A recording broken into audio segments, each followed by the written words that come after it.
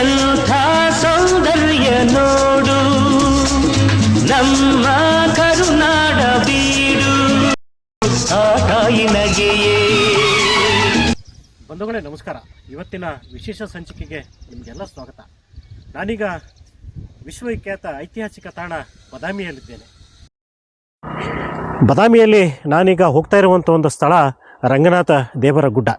ರಂಗನಾಥ ಗುಡ್ಡ ಅಂತ ಹೆಸರುವಾಸಿಯಾದಂಥ ಈ ಸ್ಥಳಕ್ಕೆ ನಿಮ್ಮನ್ನು ಕರ್ಕೊಂಡು ಹೋಗ್ತಾ ಇದ್ದೀನಿ. ಇದುಗಳೇ ಬದಾಮಿ ಅಂದರೆ ಚಾಲುಕ್ಯರ ಐತಿಹಾಸಿಕ ಸ್ಮಾರಕಗಳಿಗಷ್ಟೇ ವಿಶ್ವವಿಖ್ಯಾತಿ ಅಲ್ಲ, ಇಲ್ಲೊಂದು ನಮ್ಮ ವಿಶ್ವವಿಖ್ಯಾತ ಸಾಹಸ ಕ್ರೀಡೆಗಳಲ್ಲಿ ಅಡ್ವೆಂಚರ್ ಆ್ಯಕ್ಟಿವಿಟೀಸ್ಗಳಲ್ಲಿ ಒಂದಾದ ಶಿಲಾರೋಹಣಕ್ಕೂ ಸಹ ಇಡೀ ವಿಶ್ವದಲ್ಲಿ ಗಮನ ಸೆಳೆದಂಥ ಸ್ಥಳ ಈ ನಮ್ಮ ಐತಿಹಾಸಿಕ ಬದಾಮಿ. ಅದನ್ನು ತೋರಿಸ್ಲಿಕ್ಕೆ ಇವತ್ತು ನಾನು ರಂಗನಾಥ ಗುಡ್ಡಕ್ಕೆ ನಿಮ್ಮನ್ನು ಕರ್ಕೊಂಡು ಹೋಗ್ತಾ. ನನ್ನ ಎಡಭಾಗದಲ್ಲಿ ನೀವು ನೋಡ್ತಿರ್ಬೇಕು ಅಪರೂಪದ ಶ್ರೇಣಿಗಳನ್ನು ನಾವು ಕಾಣ್ಬೋದು. ಭಾಳ ಎತ್ತರದಲ್ಲಿವೆ. ಇವೇ ವಿಶ್ವದ ಸಾಹಸಿಗರಿಗೆ, ವಿಶೇಷವಾಗಿ ಶಿಲಾರೋಹಣ ರಾಕ್ ಕ್ಲೈಂಬಿಂಗ್ ಮಾಡುವಂಥ ಸಾಹಸಿಗರಿಗೆ ಮೆಚ್ಚಿನ ಸ್ಥಳ. ಈ ಎತ್ತರದ ಕಲ್ಲುಗಳನ್ನು ಏರಲಿಕ್ಕೆ ವಿಶ್ವದ ಬೇರೆ ಬೇರೆ ಕಡೆಯಿಂದ ಜನ ವರ್ಷದ ಮೇಲಿಂದ ಮೇಲೆ ಇಲ್ಲಿ ಬಂದು ಹೋಗ್ತಾ ಇರ್ತಾರೆ. ಅವರಿಗೆಲ್ಲ ತರಬೇತಿ ಕೊಡಲಿಕ್ಕೆ, ಮಾರ್ಗದರ್ಶನ ಮಾಡಲಿಕ್ಕೆ ಸ್ಥಳೀಯ ಯುವಕರ ಒಂದು ದೊಡ್ಡ ತಂಡವೇ ಇಲ್ಲಿ ಬದಾಮಿಯಲ್ಲಿದೆ. ಅಂಥ ತಂಡದ ಪ್ರಮುಖರಲ್ಲಿ ಒಬ್ಬರಾದ ಗಣೇಶ್ ವಡ್ಡರ್ ಅನ್ನುವಂಥವ್ರು ಇವಾಗ ನನಗೆ ಮೇಲ್ಭಾಗದಲ್ಲಿ ಸಿಗ್ತಾರೆ. ಅವರ ಮೂಲಕ ಈ ಬದಾಮಿಯ ಶಿಲಾರೋಹಣದ ಬಗ್ಗೆ, ಶಿಲಾರೋಹಣ ನಡೆಯುವ ಬಗ್ಗೆ ಒಂದಿಷ್ಟು ಮಾಹಿತಿಯನ್ನು ನಿಮಗೆ ತೋರಿಸುವಂಥ ಪ್ರಯತ್ನವನ್ನು ಈ ಸಂಚಿಕೆಯಲ್ಲಿ ಮಾಡ್ತೇನೆ.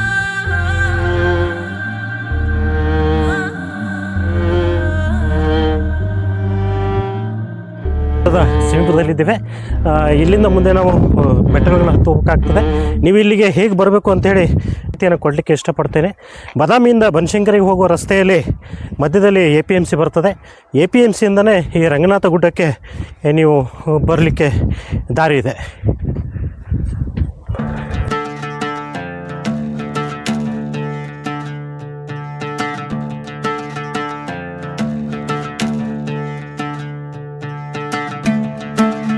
ಹೆಸರುವಾಸಿಯಾದಂಥ ಶಿಲಾಶ್ರೇಣಿಯ ನಡುವೆ ನಾವಿದ್ದೀವಿ. ನೀವು ನೋಡ್ಬೋದು, ಅದ್ಭುತವಾದ ಶಿಲಾಶ್ರೇಣಿಯ ಮಧ್ಯದಲ್ಲಿ ನಾವೀಗ ಹಾದು ಹೋಗ್ತಾ ಇರುವಂಥದ್ದು. ಬಹುಶಃ ವಿಶ್ವದಲ್ಲಿ ಇಂಥದ್ದೊಂದು ಶಿಲಾಶ್ರೇಣಿ ಈ ನಿಸರ್ಗ ಪರಿಸರದಲ್ಲಿ ಈ ರೀತಿ ಸಿಗೋದು ಬಹುಶಃ ಕಷ್ಟ ಅನಿಸುತ್ತೆ.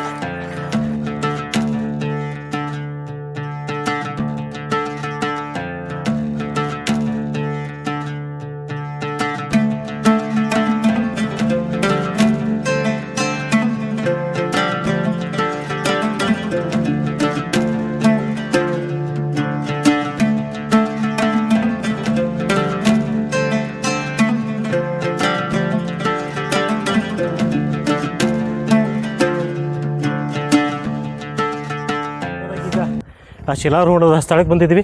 ನಾನು ಹಿಂಭಾಗದಲ್ಲಿ ನೀವು ನೋಡ್ಬೋದು, ವಿದೇಶಿಗರೊಬ್ಬರು ಕಲ್ಲನ್ನು, ಶಿಲಾವನ್ನು ಆರೋಹಣ ಮಾಡುವಂಥ ದೃಶ್ಯವನ್ನು ನೋಡ್ಬೋದು. ಈ ಕಡೆ ಒಂದಿಷ್ಟು ಸ್ಥಳೀಯ ಯುವಕರು ಇದ್ದಾರೆ.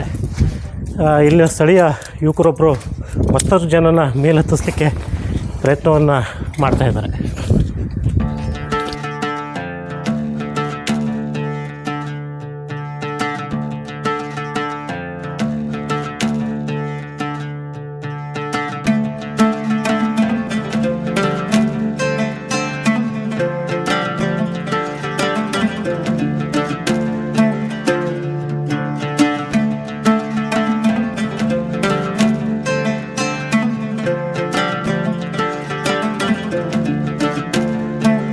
ರಂಗನಾಥ ಗುಡ್ಡದ ಶಿಲಾರೋಹಣ ನಡೆಯುವಂಥ ಪ್ರದೇಶದಲ್ಲಿ ನಾವಿದ್ವಿ. ಇಲ್ಲೆಲ್ಲ ನೋಡ್ಬೋದು, ಶಿಲಾರೋಹಣಕ್ಕೆ ವಿದೇಶಿಗರಿದ್ದಾರೆ, ಸ್ಥಳೀಯರಿದ್ದಾರೆ, ಬೆಂಗಳೂರಿಗೆ ಬಂದಂಥ ಒಂದಿಷ್ಟು ಸಾಹಸಿ ಯುವಕರು ಯುವತಿಯರು ಇಲ್ಲಿದ್ದಾರೆ.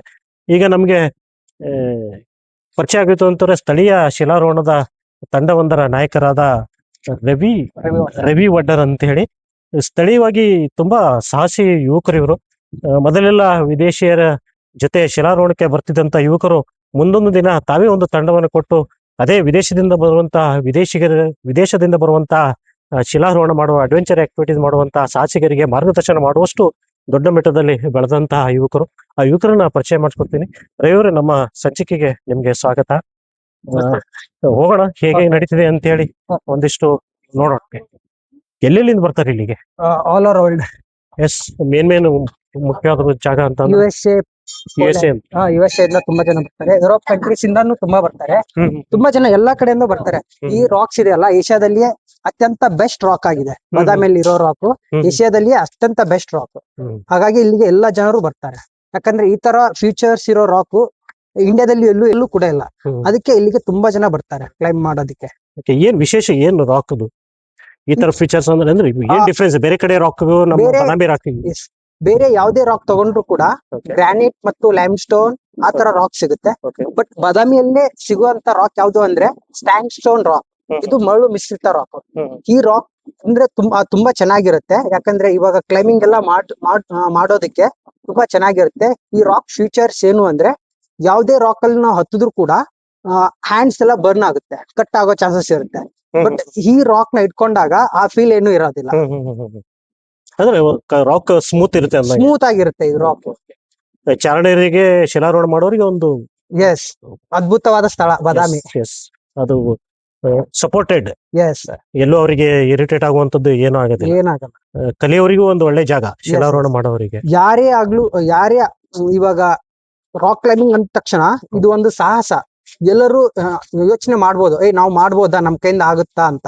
ಬಟ್ ಯಾವಾಗ್ಲೂ ಕೂಡ ಅವ್ರು ಯಾವತ್ತು ಪ್ರಯತ್ನ ಮಾಡ್ತಾರೆ ಅವಾಗ್ಲೇ ಗೊತ್ತಾಗೋದು ಅವ್ರ ಕೈಯಿಂದ ಆಯ್ತೋ ಇಲ್ಲೋ ಅಂತ. ಬಟ್ ನಾನು ಯಾರು ಮಾಡ್ಬೇಕು ಅಂತ ಇರ್ತಾರಲ್ವಾ ಅವರು ಬಂದು ಟ್ರೈ ಮಾಡ್ಬೋದು. ಸೊ ಸ್ಥಳೀಯರು ಬರ್ತಾ ಇರ್ತಾರೆ ಇಲ್ಲಿ. ಸ್ಥಳೀಯರಿಗೆ ನಾವು ಲೋಕಲ್ ಮಕ್ಕಳಿಗೆ ಫ್ರೀ ಆಫ್ ಕಾಸ್ಟ್ ಅಲ್ಲಿ ಕ್ಲೈಂಬಿಂಗ್ ತರಬೇತಿ ಎಲ್ಲ ಕೊಡ್ತಾ ಇದ್ದೀವಿ. ಪ್ರತಿ ಸಮ್ಮರ್ ಅಲ್ಲೂ ಕೂಡ ಫ್ರೀ ಆಫ್ ಕಾಸ್ಟ್ ಅಲ್ಲೇ ಕೊಡೋದು. ಹೌದು. ಯಾವ ರೀತಿ ಅಂತ ಹೇಳಿ ಸ್ವಲ್ಪ ಎಕ್ಸ್ಪ್ಲೇನ್ ಮಾಡ್ಬೋದಾ? ಸೊ ಇದೇ ರಂಗನಾಥ ದೇವಸ್ಥಾನ. ಇದು ರಂಗನಾಥ ಸ್ವಾಮಿ ಟೆಂಪಲ್ ಇರೋ ಕಾರಣಕ್ಕೆ ಈ ಏರಿಯಾ ಬಂದು ಟೆಂಪಲ್ ಏರಿಯಾ ಅಂತ ಕರೆಯೋದು. ನೀವು ದೇವಸ್ಥಾನಕ್ಕೆ ಹೋಗಿ ಬಂಧುಗಳೇ, ನಾವು ಆಗ್ಲೇ ಹೇಳಿದಾಗೆ ಇದು ರಂಗನಾಥ ಗುಡ್ಡ. ರವಿ ಅವರು ನಮ್ಗೆ ಹತ್ತೋದನ್ನ ಎಕ್ಸ್ಪ್ಲೇನ್ ಮಾಡ್ತಾರೆ. ಅದಕ್ಕಿಂತ ಮೊದಲು ಈ ಸ್ಥಳದ ಆದಿದೇವತೆ ಆದಂತಹ ರಂಗನಾಥನ ಒಂದು ದರ್ಶನವನ್ನ ಮಾಡ್ಕೊಂಡು ಬರೋಣ.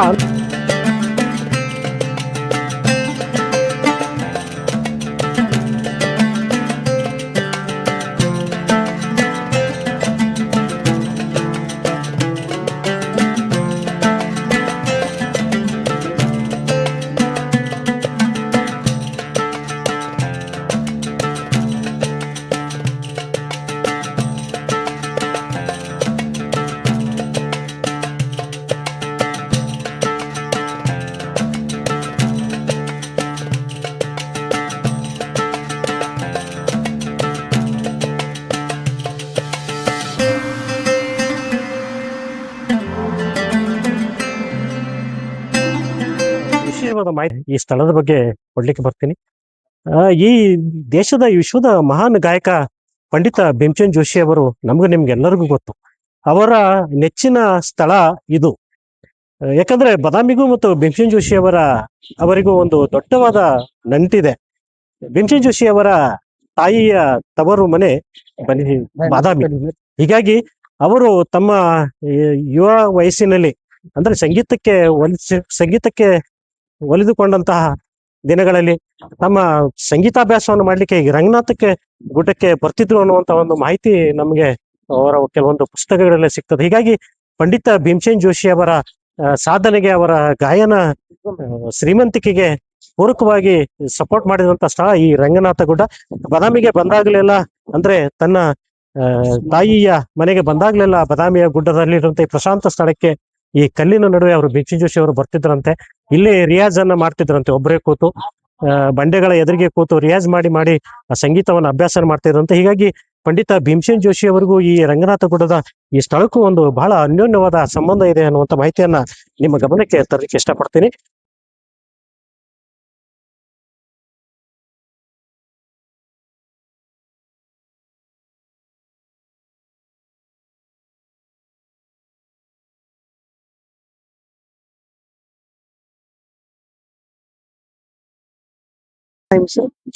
ಪ್ರಶಾಂತ್ ಅಂತ.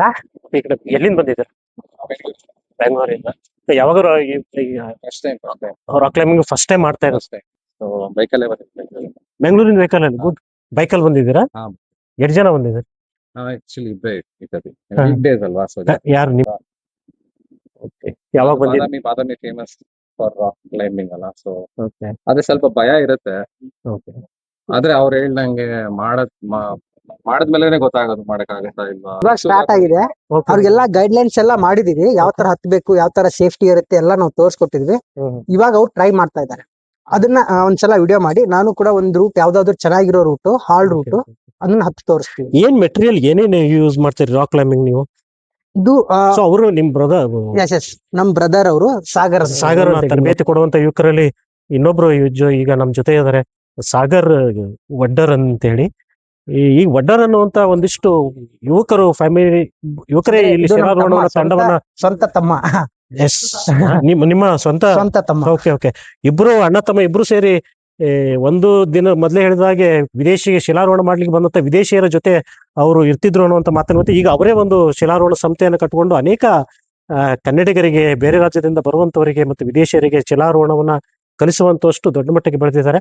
ಅವರ ಲೈಫ್ ಹಿಸ್ಟ್ರಿಯನ್ನು ಆಮೇಲೆ ನಿಮಗೆ ಹೇಳುವಂತ ಪ್ರಯತ್ನ ಮಾಡ್ತೀನಿ. ಈಗ ಬನ್ನಿ, ನಮಗೆ ಸಾಗರ್ ಅವರು ಮತ್ತು ರವಿ ಅವರು ಶಿಲಾರೋಹಣದ ಅನೇಕ ಹಂತಗಳನ್ನ ನಿಮಗೆ ವಿವರಿಸ್ತಾರೆ.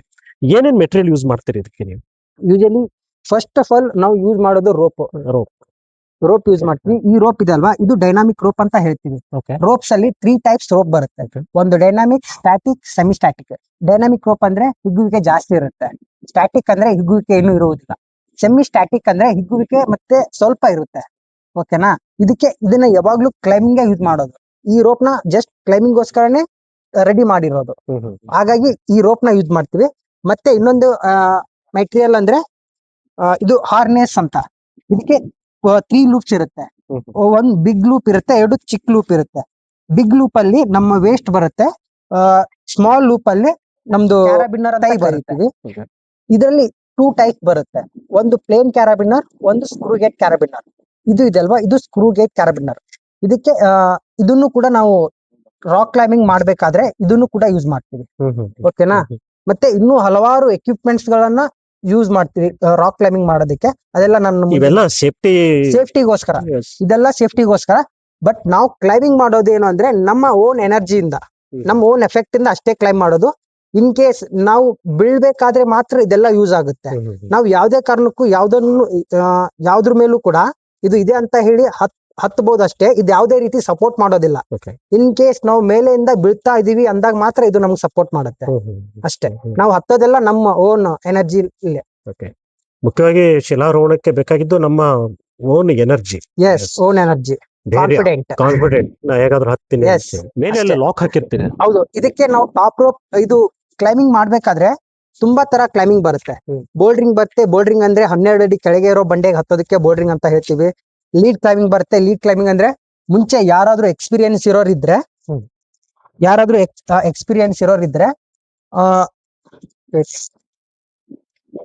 ಫಸ್ಟ್ ಲೀಡ್ ಮಾಡ್ಕೊಂಡು ಹೋಗ್ತಾರೆ. ಹತ್ಕೊಂಡೋಗಿ ಅಲ್ಲೆಲ್ಲ ಹ್ಯಾಂಗರ್ಸ್ ಕಾಣ್ತಾ ಇದೆಯಲ್ಲ, ಅದಕ್ಕೆಲ್ಲ ಹ್ಯಾಂಗರ್ಸ್ ಅಂತ ಹೇಳ್ತೀವಿ. ಮಾಡ್ಕೊಂಡು ಅದಕ್ಕೆ ಕ್ವಿಕ್ ಕ್ರಾಸ್ ಅಂತ ಬರುತ್ತೆ. ಕ್ವಿಕ್ ಕ್ರಾಸ್ ನ ಹಾಕಿ ರೋಪ್ ನ ಪಾಸ್ ಮಾಡ್ಕೊಂಡು ಅಲ್ಲಿವರೆಗೂ ಸೆಕ್ಯೂರ್ ಆದ್ರು ಇವಾಗ ಅವರು. ಮತ್ತೆ ಅಲ್ಲಿಂದ ವಿತೌಟ್ ಸೇಫ್ಟಿ ಅಲ್ಲಿವರೆಗೂ ಹೋಗಿ ಮತ್ತೆ ಅಲ್ಲಿ ಇನ್ನೊಂದು ಕ್ವಿಕ್ ಡ್ರಾ ಹಾಕಿ ಮತ್ತೆ ಅಲ್ಲಿವರೆಗೂ ಸೇಫ್ಟಿ ಆಗ್ತಾರೆ. ಅದಕ್ಕೆ ನಾವು ಲೀಡ್ ಕ್ಲೈಂಬಿಂಗ್ ಅಂತ ಹೇಳ್ತೀವಿ.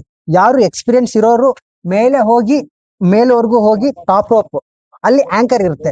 2 ಆಂಕರ್ ಬಿಲ್ಡ್ ಇರುತ್ತೆ, 2 ಆಂಕರ್ ಪಾಯಿಂಟ್ ಇರುತ್ತೆ. ಅಂದ್ರೆ 2 ಆಂಕರ್ಸ್ ಇರುತ್ತೆ. ಅದಕ್ಕೆ ಅವರು ಆಂಕರಿಂಗ್ ಮಾಡಿ ರೋಪ್ ನ ಪಾಸ್ ಮಾಡ್ತಾರೆ.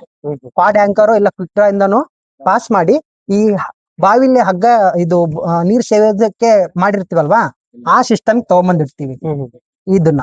ಅದಾದ್ಮೇಲೆ ಕ್ಲೈಂಟ್ಸ್ ಗೆ ಹತ್ಸೋದು. ಮತ್ತೆ ವಾಪಸ್ ಹೀಗೆ ಎಳಿತಾರ? ಹೌದು, ಇಲ್ಲಿಂದಾನೇ ಹಿಡಿತಾರೆ. ಅಲ್ಲಿ ಮೇಲೆ ಹೋದ್ಮೇಲೆ ಜಸ್ಟ್ ರೋಪ್ ನ ಇಟ್ಕೊಂಡು ಲೀನ್ ಆದ್ರೆ ಆ ಎಲ್ಲ ಲೋಡ್ ನ ರೋಪ್ ತಗೊಳುತ್ತೆ. ಅವಾಗ ಅವ್ರು ಅಲ್ಲಿಂದ ಇಳ್ಕೋಬಹುದು.